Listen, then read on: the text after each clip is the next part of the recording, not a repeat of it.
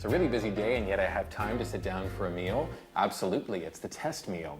Your rental company, linen supplier, or caterer will come well in advance of your special day to show you exactly what they can bring to your wedding table, so to speak. Well, our caterer is Lindsey Shaw, and Lindsey has arrived to show a little bit of the wonderful tastes our wedding guests will enjoy. You want to start with appetizers, Lindsey? Absolutely. Perfect. So to start with, we have mini pitas stuffed with smoked chicken breast and nectarines and red oak lettuce. Beautiful. And it's got a pecan mustard in it. And then secondly, we have sea scallops that have been seared with an avocado and corn relish. And then finally, we have little mascarpone crostinis with yellow pear tomatoes. I love the color, Lindsey. And also, I mean, this is an hors d'oeuvre tray. I love your treatment here. The little cranberries, the roses, and the herbs. It's so wonderful. Let's talk a little bit about quantities. I mean, how much hors d'oeuvres do you serve? What do you offer your guests? If you have a 2-hour cocktail reception, which is what you usually have for a wedding, you should be offering between 8 and 10 items per person. Unless I attended, then you make it 20 or 30 per person. No, but that's a good rule of thumb to go with. And is it a combination of hot and cold hors d'oeuvres? Yes, you should probably have half and half. Half and half. 5 hot, 5 cold is usually the best bet. Now, over that 2-hour period, you're probably going to stagger the service a little bit so people have a chance to enjoy throughout the period. Absolutely. Okay, can I try one? Absolutely. Okay, how about, I'm going to do the scallop. What do you think? That's my favorite. Okay. Wonderful. Bite-sized and tasty.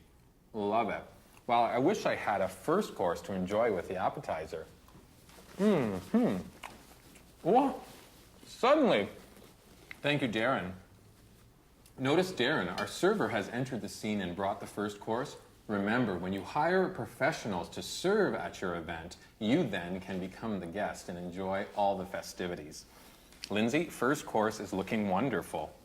Well, it's a simple summer salad that has pistachios, mini pearl red onions. It's got Roquefort cheese and fresh cherries. Oh, I love it. And also these breadsticks. What a wonderful garnish. Even though we're serving bread this evening, I love this garnish on the plate.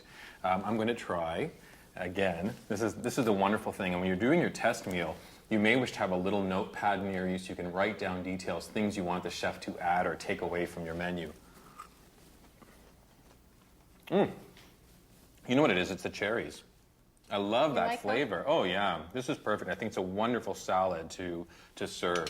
Well, I'm going to take a break and enjoy the salad, and then are we on to main course? Absolutely. Perfect.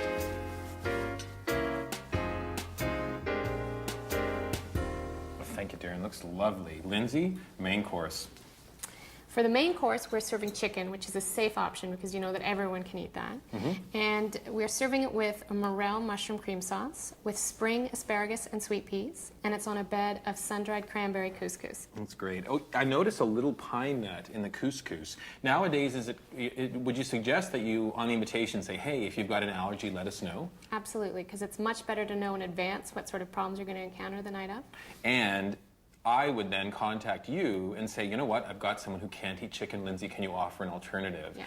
Guest sits down and then it's like, oh, they love me so much, they've done a special meal request. I think it's very important. I need to try, because this is the purpose of this test meal. And I'm going to start with a couscous, because I think it looks so tasty. Wonderful. Well, after we get done all of this, I guess all that's left would be a wonderful dessert. Absolutely. Perfect. Wow. Looks great, but it's a little tiny.